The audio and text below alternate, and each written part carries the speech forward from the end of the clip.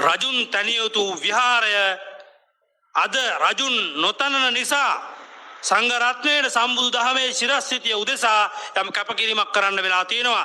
10778ක් පන්සල් ලිඛිතව පැවතිච්ච රාජ්‍යයක් තුළ අද වෙද්දී 8500යි තියෙන්නේ බෞද්ධ සිද්ධාස්ථාන. සියල්ල අපිට නැති වෙලා අහිමි වෙලා එහෙව් රටක අද මුස්ලිම් පල්ලි විතරක් තියෙනවා 9500ක්.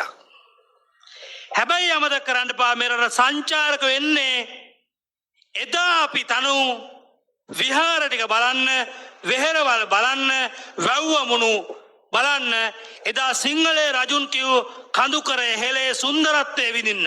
හෙලේනි හෙලය නොකපව් සිව් හෙලේනි. එහෙමයි කිව්වේ. අද ඒ සුන්දරත්වය දකින්නයි සුද්දෝ එන්නේ. මුස්ලිම් පල්ලියක් බලන්න ඕ කිතුණු පල්ලියක් බලන්න එන්නේ නැහැ. උන් එන්නේ අපේ සංස්කෘතිය උරුමය බලන්න. උන් එන්නේ ස්වභාව සෞන්දර්ය විඳින්න.